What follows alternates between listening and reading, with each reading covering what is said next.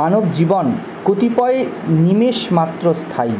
এই অল্পকালের মধ্যে আমরা অবকাশ অভাবে ও সর্ববস্তু সম্পাদন এককালে অসম্ভব বলিয়া কোনটি যে করিব তাহা বুঝিতে পারিতেছি না।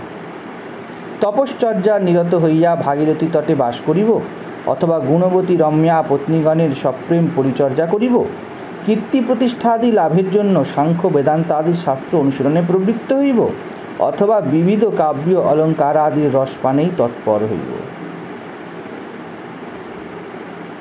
জীবনের চারিদিকে আমাদের সব রকম অ্যাক্সেস খোলা আছে।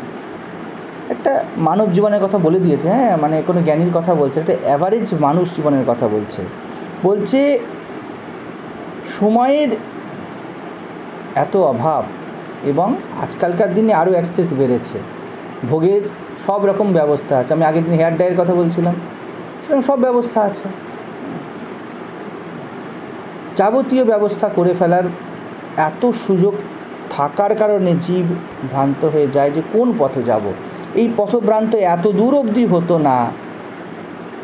অনেক আগেকার দিনের মানুষেরা কেন চট করে এত বেশি ধার্মিক বলা যাবে না, অন্তত পক্ষে সংযত প্রকৃতির ছিল। ধর্ম অধর্মের ভেদ কিন্তু বরাবর ছিল। হ্যাঁ, এই খেলা, এই মানবীয় বৃত্তি কোনো সময় ছিল না যখন নেই। সব জায়গাতেই, সব বইতেই যদা যদা হি ধর্মস্থের কাহিনী দেওয়া আছে। হ্যাঁ, তিনি এলেন। তুমি সত্য সাইয়ের কাছে চলে যাও, সেখানেও ধর্মের হানি। তুমি এগিয়ে গিয়ে আদি সাইয়ের কাছে চলে যাও, সেখানেও ধর্মের হানি। তুমি তার আগে বিঠ্ঠলজির কাহিনীতে চলে যাও, সেখানেও ধর্মের হানি। কোনো সময় নেই যখন ধর্মের হানি হয়নি। তো সমস্যা কি, কেন আগে মানুষ এত সংযত ছিল? কারণ তো অ্যাক্সেস ছিল না। এবং এই অ্যাক্সেস ছিল না, এইটাও পুরোপুরি নয়, সব সময় কিছু অ্যাক্সেস ছিল। কারণ আমি এখন বলছি কি অনেক অ্যাক্সেস আছে, আগে ছিল না। ভর্তিহরিও তাই বলছে, অনেক অ্যাক্সেস আছে। বুঝতে পারছো, কোনো যুগ কোনো কাল এমন ছিল না যখন এই ব্যাপারগুলো ছিল না। ভর্তিহরিও বলছে কম সময়ের মধ্যে এত ভোগের আইটেম এখনও বর্তমান আছে। আমিও বলছি কম সময়ের মধ্যে এত ভোগের আইটেম বর্তমান আছে। অর্থাৎ কোনো সময়ের কল্পনা করবেন না যখন মনে হবে যে এগুলি থাকবে না। এই দ্বন্দ্ব, এই ধর্ম, এই ভোগ, এই যে কথাটা আমরা বলে দিলাম চট করে, যে কি দিনকাল। কংসের প্রজারাও বলেছিল কি দিনকাল। রামের ওখানে দশরথকে দেখেও বলেছিল, দেখো 3টে বউ একটা ছেলেকে বনে পাঠালো, কি দিনকাল। তখন ঘোর কলি, ও বলছে ঘোর ত্রেতা। তো সব ঘোর ত্রেতা, ঘোর কলি সব সময় ছিল। আগেকার মানুষের অন্তত পক্ষে এইটুকুই পার্থক্য, যেহেতু শাস্ত্রের সাথে টাচ ছিল, একটি জীবনবোধ ছিল যে অন্তত পক্ষে ভোগের মধ্যে এত যাওয়া উচিত নয়। সেটা সব বুঝে গেছে তা নয়। এই যে উচিত নয় বলে তো সে গেল না, তার অপশানটা কিছুটা খোলা থাকলো। যেই মুহূর্তে সে বুঝতে পারবে তার হাত পা বাঁধা নয়। গ্রামের মেয়েদেরকে দেখবে, এখনও গ্রামের দিকে গেলে খুব সেজে গুজে বেরোলে খুব গালাগালি করা হয়, দুশ্চরিত্র বলা হয়।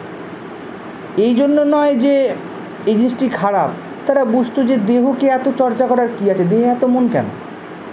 এটা তারা কিন্তু অহম ব্রহ্মাস্মি হিসাবে বলছে না, কিন্তু তাদের মধ্যে এটা পরম্পরাক্রমে চলেছে, যেটা করতে নেই। কারণটি বিলুপ্ত হয়ে গিয়েছে, যত দিন গেছে এর এক্সপ্লেনেশন, ব্যাখ্যা বিলুপ্ত হয়ে গিয়েছে। তো ওখানে ভর্তিহরি বলছেন যে কি করব কি না করব, সব রকমই মজাদার জিনিস। তপশ্চর্যায় নিরত ভাগীরথী তটে বাস করিব। ভোগ আর যোগের মধ্যে একটা দ্বন্দ্ব চলছে, কোন দিকে যাব। একটু আগে তিনি কি বললেন? একটু আগে তিনি বললেন যৌবনকালেই মুক্তির জন্য চেষ্টা করো। আবার পরবর্তীকালে কি বলছেন দেখুন, এটি সাধারণ মানুষের ভাবটা আরোপ করে বলছেন। কবি যখন কথা বলেন তখন তিনি দুরকম কথা বলেন। এক, তার মনের স্থিতি, যেটা আগের শ্লোকে। এখন অ্যাভারেজ মনের স্থিতি, আমাদের অবস্থা। শাস্ত্রের যত উপদেশ এই দ্বিতীয়র উপর দাঁড়িয়ে আছে। আর আমরা কি করেছি দেখো, প্রবৃত্তিতে সুবিধা করতে কি করব, আমরা আগের শ্লোকটাকে নিয়ে নেব। আগের শ্লোকটাকে নিয়ে বলবো কি, উনি তো বলছেন, মহারাজ আপনিই বললেন মুক্ত তো আছি, তাহলে মুক্ত আছিস তো এমন আচরণ করছে কি না, আচরণে কী এসে যায় মনে হয়, সব কিছু আপেক্ষিক। আমরা এটাই করেছি ধর্মের সাথে। যেটি তাদের উপলব্ধি ছিল সেই স্তরে না উঠেই আমরা তাদের উপলব্ধিকে আমাদের মধ্যে নিয়ে আসছি, কারণ তাদের সুবিধা হয়ে যায়। কেউ কালী দেখছে, কেউ শিব দেখছে, কীভাবে দেখছে এত? কারণ সেই স্তরে না উঠে, সেই দাম না দিয়েই সে চায় যে আমি তাদের সমকক্ষ হয়ে যাই। যখনই এইখানে আসবে, এই স্তরে আসবে যেখানে সাধারণ মানুষের মনের অবস্থা বলা হচ্ছে যে আমরা বিভ্রান্ত, কোন দিকে যাব, এটা স্বীকার করতে গেলে নিজের অহংকারকে একটু দমাতে হয় যে আমি বিভ্রান্ত, কিন্তু আমরা খুশি নই। আমরা সেই জন্য গিয়ে বলি কি আশ্রমে কী করে কিছু পদ্ধতি দিন, বিধি দিন, যাতে এগিয়ে যেতে পারো, কিছু অনুভব, অনুভূতি। এই শ্লোকে আমরা থাকতে রাজি নই। শক্তি সাধনা, হ্যাঁ আমাদের শক্তি সাধনা চাই, কিন্তু স্ত্রীপুত্র থাকবে, আমাকে শক্তি দাও, কি করবে? বলতে চাইছে কি, যখন রাজা ভর্তৃহরি বলেছে, আমি এই দুটো শ্লোকের মধ্যে কোন পার্থক্যটা বলছি, এক উপলব্ধিজনিত সত্য, এক তাদের উপদেশ। এই জন্য বলা হয়েছে তারা অনুকরণীয় নয়, অনুসরণীয়। তাদের উপলব্ধিতে কি, এই মুহূর্তেই মুক্ত হয়ে যাও। আপনি বললেন বাহ, তাহলে আমার বয়স কত? আমার বয়স 24, আমি মুক্ত, এই মুহূর্তেই মুক্ত হয়ে যাও। কীভাবে? মানে আপনি বললেন যে মুক্ত তো আছোই, আমি মুক্ত তো আমি আছি, সেকেন্ডটা নিতে কষ্ট হচ্ছে। এই শ্লোকটা পরিশ্রম দাবি করবে। আমি বিভ্রান্ত, তো আমাকে কী করতে হবে? গুরুর কাছে যেতে হবে, আমাকে জীবন শিখতে হবে, ডিক্লেয়ারই করে দাও আমি মুক্ত। তখনই আসবে কি, কালকে মা কালী দেখলাম, গুরুদেব আমার এই হয়ে যাচ্ছে, গুরুদেব আমার সেই হয়ে যাচ্ছে, এই মিলিয়েই যাচ্ছে সব। আমি এখানে খুব কম ধার্মিক মানুষের সাথে দেখা করেছি যাদের জগৎ লয়প্রাপ্ত না হচ্ছে, সবাই মিলেমিশে যাচ্ছে। আর যারা একান্তই মিলেমিশে যাচ্ছে না, তারা কি করে দিচ্ছে? সংসারকে জেনারেলাইজ করে দিচ্ছে, বলছে এটা তো করতেই হবে, আমরা তো সংসারী মানুষ। দুটো এক্সট্রিম পর্যায়ে চলে যাচ্ছে, কেউ মাঝখানে আসছে না যেখানে খাটতে হবে। যে মোটা হয়ে যাচ্ছে সে বলছে প্রত্যেক বয়সকালেই চামড়া ঝুলে যায়, তো কি আছে? আর যে পাতলা, যার স্বাস্থ্য অস্বাস্থ্য হয়ে আছে, সে বলছে রোগা থাকলে রোগ কম হয়। কেউ সঠিক ডায়েট এবং সঠিক খাবারের দিকে যেতে চাইছে না, কারণ তাতে লাগে পরিশ্রম। রোগাও স্বাস্থ্যবান নয়, মোটাও স্বাস্থ্যবান নয়, যে যার পাচ্ছে সুবিধাটুকু নিতে চাইছে। কেউ ট্রেডমিলে উঠবে না, কেউ ছুটবে না, কেউ মর্নিং ওয়াক করতে রাজি নয়। রোগা বলছে আমি প্রাকৃতিকভাবে রোগা, তো ভালো জিনিস। আর মোটা বলছে, আর যারা মোটা, একেবারে যারা মোটা হয়ে গিয়েছে তারা বলছে মোটা তো একদিন হতেই হবে, কান্না চামড়া ঝোলে, কোনোভাবে জিম যাওয়া যাবে না।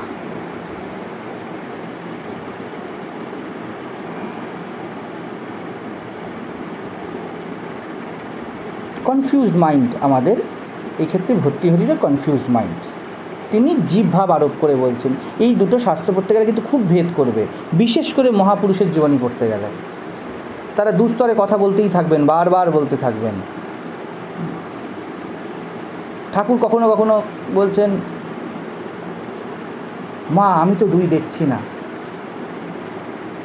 আমি খাই না তুমি খাও। এবারে কেউ যদি তার স্ত্রীকে গিয়ে বলে আমি তো দুই দেখছি না, আমি খাই না তুমি খাও, তা আমার যা তাও তোমার, তো খাওয়া খাওয়ি চলছে, এ খাওয়াচ্ছে ও খাওয়াচ্ছে, যেটা হয়। তারা অনুকরণীয় নয়, সেই স্তরে যেতে হয় আগে। অশ্বের ন্যায় চঞ্চল চিত্ত ভূপতিগণের প্রসন্নতা সম্পাদন করা বড়ই কঠিন, আর বহু ধনাকাঙ্ক্ষী আমাদের আশাও বিরাট। লাইনে চলে এসেছে, যেটা আমি বলছিলাম ওটাই বলছে। এদিকে জড়াবস্থা ধীরে ধীরে দেহকে এবং কাল পরম প্রিয়তম জীবনকে কবলিত করিতে সমুদ্যত। হে সখে, বিবেকীগণের নিকট এ সংসার একমাত্র তপশ্চর্যা ব্যতীত আর কিছুই কল্যাণপ্রদ নয়। কনফিউশনে ছিল, সিদ্ধান্ত দিচ্ছেন। মন কীরকম? মন দুদিকেই সুবিধা খুঁজতে চায়। যেমন বললাম, মোটা হলে একরকম আর রোগা হলে একরকম। বলছে অশ্বের ন্যায় চঞ্চল চিত্ত ভূপতিগণের প্রসন্নতা সম্পাদন করা বড়ই কঠিন। বড় লোকের প্রসন্নতা, এই জন্য আমাদের প্রবাদে আছে না যে কিছু জিনিসকে বিশ্বাস করতে নেই, তার মধ্যে কি বলা হয়েছে? ভাঙা দেওয়াল বড়লোকের খেয়াল। কখন যে মন বদলাবে? কারণ যখন আপনার কাছে বৃত্ত আসে, জগতের অস্তিত্বের মধ্যে টাকাই তো কথা বলে, বা যে সুযোগ সুবিধা, এই সুযোগ সুবিধা যখন প্রথম আসে, আমি সকালে ওদেরকে বলছিলাম মায়ার দুটো শক্তি, আবরণ আর বিক্ষেপ। সবার আগে আবরণ করবে, তার মনে হবে কি হনু কি হনু। চঞ্চল চিত্ত কখন হতে থাকে? আপনার কাছে এত কিছু এসে গিয়েছে, কী করবেন বুঝতে পারছেন না। বড় লোকদের মধ্যে যাদেরকে, যারা অর্থবান প্রতিপত্তিবান, অর্থাৎ শুধু টাকা থাকলেই হবে না, যে কিছু না কিছুর অহংকারে চুর হয়ে আছে, তার প্রথম জিনিস হবে কনফিডেন্ট, ফুল কনফিডেন্ট আমি ঠিক আছি, কখনোই হারতে চাইবে না, ঠিক আছে? ওখানেই তার বিবেক নাশ হয়ে যাবে। এই জন্য শেষে বলেছে বিবেকীগণের নিকট সে অবিবেকী হয়ে যাবে। বলছে চঞ্চল চিত্ত অশ্বের ন্যায়। বুঝতে পারছো জীবনকে কত সূক্ষ্মভাবে দেখলে এই কথা আসে। ঘোড়া সব সময় কিছু না কিছু করছে, গরুকেও তবু একটু চোখ দেখবে, ঘোড়া নাই পা তুলছে, নাই নেজ নাড়ছে, নাই কান ফটফট করছে। এক মুহূর্তের জন্য কখনো গিয়ে একটা ঘোড়ার ছবি দেবে, ঘোড়া শান্ত হয়ে দাঁড়িয়ে দেখা যাবে না, শুধু ছবিতেই ঘোড়া শান্ত থাকে, আর কখনও ঘোড়া শান্ত থাকে না। বিশেষ করে যদি রেসের ঘোড়া হয়, আমরা রেসের ঘোড়া, যে আর্থিকভাবে জীবনে উঠেছে সে ছুটছে, তো রেসের ঘোড়া আজকের কথা নয়, বহু আগের কথা, হ্যাঁ, সেখান থেকে এসে গিয়েছে। তাদের প্রসন্নতা সম্পাদন করা বড়ই কঠিন। প্রসন্ন করে স্যার স্যার করে তো আজকে চলে গেলে, কালকেই স্যারের অন্য কিছু চাই। কতক্ষণ স্যার স্যার করবে? স্যারের যদি নির্দিষ্ট স্থিরতা থাকে, আপনি বলতে পারেন স্যার আমার এতে খুশি, তো আজকে আপনি কোল্ড ড্রিঙ্কস নিয়ে যান, স্যার কোল্ড ড্রিঙ্কস খেলে খুশি হয়, কালকেই স্যার বলবে কফি। কারণ মায়ার খেলাই এই। কারণ স্যারের কাছে এত কিছু আছে, স্যার কতক্ষণ একটা জিনিসে আটকে থাকবে? আগে বললো না আমরা কোনটা করব কোনটা না করব, তো স্যারের কাছে আছে 100 কোটি, তো স্যার করবে কি? বউয়ের হয়তো সন্তান হয়নি, তো এত টাকা নিয়ে সে করবে কি? সে বিভিন্ন এক্সপেরিমেন্ট করছে। এদেরকে খুশি করা খুব কঠিন। অন্য অর্থে যদি নিজের দিকে দেখেন, এমন অর্থবান প্রতিপত্তিবান বা ক্ষমতাবান মন, যে স্যার নেই, মন আমাদের বস তো আমাদের মনই তো আমাদেরকে চালায়। এমন মনকে খুশি করা আর ঘোড়াকে শান্ত করা একই রকম। যে মন বিষয়ের পিছনে ছুটছে, সেই মনের প্রত্যেক মুহূর্তে প্রয়োজন বদলাবে। ভৌতিক ভোগ একটিতে গিয়ে স্থির হয় না। এই জন্যই তো দেখুন, আপনি মনে করেন একটা জিনিস করব, তার সাথে 8-10টা জিনিস জুড়ে যায়। আমরা এইখানে কাজ করছি, অর্ণব কাজ করছিল, যখন রিপেয়ারিংয়ের কাজ হচ্ছে, ও 2 ঘন্টা 3 ঘন্টা অন্তর একটা নতুন ইস্যু আনতো। কেন আনতো? কারণ ঘর রিপেয়ার মিস্ত্রি এত সরলভাবে আসেনি, ওর বিভিন্ন ফেকরি আছে। আমাদের মনের বিভিন্ন ফেকরি আছে। আমাদের মনে হবে আমি আর কি চাই, আমি তো এইটুকুই চাই, ওই এইটুকু নয়, ওর সাথে অনেকটুকু জুড়ে আছে। আপনারা বলবেন আশ্রমের ক্ষেত্রে যোগ বাশিষ্ঠের ক্লাস আসছে, আমার তো 10 জন বসবে আর 1 কাপ চা খাওয়াবো, কী আর আছে এতে? শুধু কি চা খাওয়ানো? চায়ের কাপগুলো কোথায় ফেলা হবে? আচ্ছা, অতগুলি কাপ আছে না কাগজের কাপ কিনতে হবে? ঠিক আছে, চা পাতাটা লিকারই আনতে হবে। যে যাবে চা আনতে, তাকে পাতা চা লিকা চার মধ্যে ভেদ জানতে হবে। ঠিক আছে, অনেক কিছু জড়ানো আছে ওর মধ্যে। তার মধ্যে কেউ খাবে কেউ খাবে না, চাটা ঢেলে ফেলে চলবে না, একটা কেটলি লাগবে। ঘরে নয় সসপ্যান নিজে ঢালতেন, খেয়ে নিতেন, অত সসপ্যানে করে চা দিতে পারবে না লোককে গিয়ে। ট্রে লাগবে, তাকে থালা লাগবে কিছু একটা বসিয়ে নিয়ে যাওয়ার জন্য। এদিক ওদিকে সেগুলি ফেলা হবে, কেউ হয়তো খেয়ে খাটের তলায় গুজে রেখে দিল। তো 1 কাপ চা খাওয়ানো নয়, অনেক ইস্যুস থাকে। আমাদের যখন অনুষ্ঠানে আমি এইগুলোর কথাই বলি, অত সহজ নয় যখন বলি, আমি এই ছোটোখাটো জিনিসগুলির কথা বলি। এটাতে অ্যালার্ট থাকতে হয়। গৃহস্থ লোক কী বলে, কি ছোটোখাটো অনুষ্ঠানে আর নিজের জীবনে মেনে নাও, জীবনটা এরকম অগোছালোই থাকুক। কেউ ছুটে চা আনতে যাচ্ছে, কেউ বলছে এটা দানা না রে, পাতা চা আনতে হবে, আমাদের তো লিকার হবে, লিকার হলে তো সবাই তো চিনি দিতে হবে। চিনি তো আনার কথা বলিনি, ভুলে গিয়েছিলাম, আমি তো চিনি খাই না, তাই আমার চিনির কথা মনে নেই। তো একটা অ্যাভারেজ জীবন এরকম ছড়িয়ে ছিটিয়ে চলতে থাকে। তার মনে হয় নাতি হলেই মহারাজ আমি মন তুলে নেব। আর নাতি তো শুধু এমনি আসে না, সে বিভিন্ন ইস্যু নিয়ে আসে। নাতির আসার সাথে সাথেই ঢোল বাজিয়ে কেউ চলে আসে। নাতি আসার সময় মনে থাকে না, এবার ঢোল নিয়েই ঝামেলা হচ্ছে, ঢোল আর ঢোলুলির মধ্যে ঝগড়া হঠাৎ করেই। আমাদের মাঝে মাঝে বাড়িতে যখন পূর্বাশ্রমে ছিলাম পাশে দেখতাম 2 দিন অন্তর অন্তর ফ্ল্যাট হচ্ছে আস্তে আস্তে সামনে সব, তো ফ্ল্যাটে কাপলসরা আসছে। সেই সময় ট্রেন ছিল, এখনও আছে, এখন তো অনেক কিছু হয়ে গেছে, তাই চেপে গেছে ফ্ল্যাট দেওয়া। নতুন নতুন বাজারে ফ্ল্যাট এসছে, তো ছেলে মেয়েকে বিয়ে হলেই ফ্ল্যাট দেওয়া হতো, নতুন বিয়ে, নতুন অতিথি আর নতুন ফ্ল্যাট, 2 দিন অন্তর অন্তরে ঢোল বাজছে ঝামেলা। তো কে জানতো যে নতুন অতিথি এই চাঁদপানা মুখ এত ঝামেলা নিয়ে আসবে। তো নিজের এমন অশ্বের মতো চঞ্চল মনকে বিশ্বাস করতে নেই, ও থামার নয়, এই সংসারের ইস্যুস কখনও থামার নয়। বুদ্ধিমান ব্যক্তি, বিবেকী ব্যক্তি তপশ্চর্যা ব্যতীত সংযম, সমদম, অর্থাৎ যেগুলো জীবনের অতি, অন্ততপক্ষে সেগুলোকে থামাও যাতে অতি ঝামেলা না হয় জীবনে। অর্থাৎ অন্তরিন্দ্রিয় নিগ্রহ, নিজের ইন্দ্রিয়গুলোকে একটু সংযত রাখো। আমি আজকে ওকে বলছিলাম অনেক কিছু আসবে জীবনে যৌবনকালে, যেইগুলো টানতেই থাকবে তোকে, এবং প্রত্যেকটা দাবি করবে নো ইস্যু, কোনো সমস্যা নেই। ঘোড়া স্থির হয়ে থাকবে, কান ফটফট করবে না, লেজ দোলাবে না, মাঝে মাঝে হোঁচু করবে না, কিচ্ছু করবে না। ঘোড়া একটু ছোলা খায়, কী আর দিবি বলে না, সেরকম বিভিন্ন জিনিস থাকে।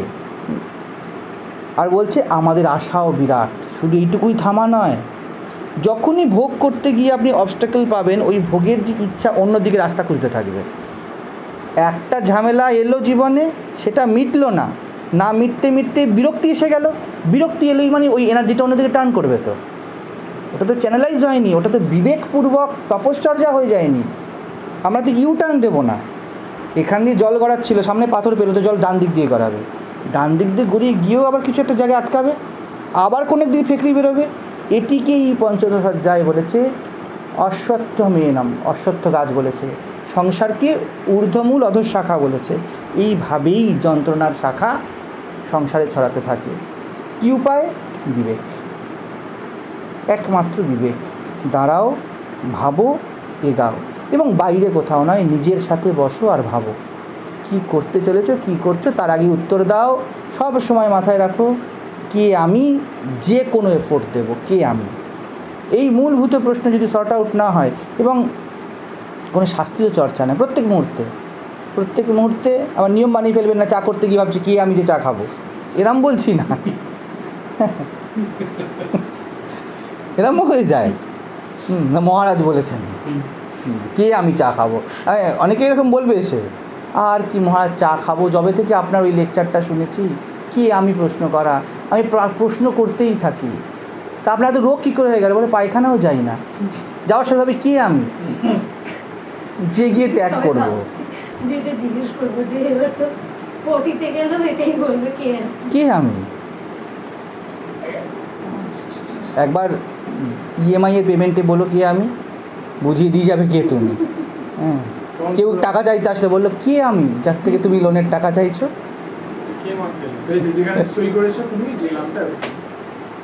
তুমি চিনতে পারছি না তো, বা ঠিক আছে অন্য কেউ চেনাবে তোমাকে, অন্য কিছু চেনাবে। উদম মাঠার দিলে মারলে থাকলো, বলে কাকে মারলাম। তো বিবেক একমাত্র পথ। কি বলবো, মানে এখানে কিছু বলার থাকে না। বিবেক কী বুঝতে পারবে যে কি বলা হচ্ছে, হ্যাঁ একটু এগিয়ে বুঝতে হবে। খুব বাংলার মধ্যে আমি বলতে গিয়ে দেখেছি প্রচণ্ড স্থূলবুদ্ধি সব জায়গাতেই থাকে। বাংলাকে গড গিফটের স্থূলবুদ্ধি হয়তো একটু দেওয়া হয়েছে বর্তমান যুগে। কথায় সে লিটারালি উপমাকে নিয়ে নেয়। একজনকে জিজ্ঞেস করেছে, বলছি লিঙ্গ আর যোনি পূজা করা হয় কেন? আমি বলছি বয়স কত? বলে 24। আমি বলি এতদিন কোথায় ছিল প্রশ্নটা? লিঙ্গের প্রভাব তো খুব দেখছেন, তাহলে কেন জিজ্ঞেস করছেন কেন পুজো করা হয়? আপনি হয়তো পুজোই করেন। 24 বছর বয়সে কোনো পুরুষ যদি জিজ্ঞেস করে যে লিঙ্গজনী পূজা হয় কেন, আমি তাকে কী উত্তর দেব? কিছু বলার থাকে না, নয় বাকরুদ্ধ হতে হয়, না হলে বলতে 15 বছর থেকে তো এই লিঙ্গের পুজোই করে আসছো, যোনি পূজাই তো চলে। 14 বছরের পরে মেয়েদের ভার্জিনিটি নেই। তা যাকে এত যত্ন, যাকে নিয়ে এত চ্যাট হোয়াটসঅ্যাপ করো, তারপরেও জিজ্ঞেস করছো কেন পূজা করে? ভাই লিঙ্গজনী শব্দটি সংস্কৃত শব্দ, এই শব্দটি বাংলার উৎপাদন নয় যে কিরে খাইছিস কি এইরকম নয়। লিঙ্গ শব্দ চিহ্ন অর্থে, এবং এটা আমি বলছি না, কোনো ব্যাখ্যা নয়, এটা লিটারালি মিনিং। লিঙ্গ অর্থাৎ চিহ্ন। পুরুষ স্ত্রীর দৈহিক যে অবস্থান তার চিহ্ন হিসাবে তাদেরকে লিঙ্গভেদ করা হয়েছে। দুজনেই মানুষ, কোনো ভেদ নেই। কেন লিঙ্গভেদ? চিহ্নভেদ। কারোর বক্ষদেশ দেখে, কারোর হরমোনস দেখে তাকে আলাদা বলা হয়েছে। কারোর দাড়ি গোঁফ গজাচ্ছে, কারোর দাড়ি গোঁফ গজাচ্ছে না, লিটারালি এইটুকুনিই পার্থক্য। কারোর কিছু হরমোনস বেশি আছে, সেই জন্য সে শোষণ করতে চায়, অত্যাচার করতে চায়, আধিপত্য করতে চায়। আর কেউ আবেগপ্রবণ, কেউ একটু দুঃখে থাকতে চায়, কেউ আশ্রয় করতে চায়। এই চিহ্ন ভেদে পুরুষ স্ত্রী ভেদ করা হয়েছে, বেসিক্যালি কোনো ভেদ নেই। যোনি অর্থাৎ উৎস, যেখান থেকে সৃজন হয়েছে। তো শিবলিঙ্গ অর্থাৎ তোমার উৎসের চিহ্ন, তুমি যেখান থেকে সৃজিত হয়েছ, তোমার কোর, যাকে আত্মা বা ব্রহ্ম বলা হয়, তার প্রতীক। এবং এটি কোনো ব্যাখ্যা নয়। ইভেন এখনও সম্ভবত ডিকশনারি খুললে এই ব্যাখ্যাই দেখাবে, এই কথাই বলবে। আর 24 বছরের ছেলে জিজ্ঞেস করছে লিঙ্গ কী, যোনি কী। আমাকে জিজ্ঞেস করলে ভালো করে বুঝিয়ে দেবে কি। তো এরকম যদি না হয়, সামান্য বিবেক যদি লাগানো যায়, খুব ইজি মানুষের বুঝতে পারা যে একটি সহজ সরল শব্দ, বড়োর জন্য ছোটোকে পেন্ডিং হোল্ড, বড় লাফড়া পাকিও না।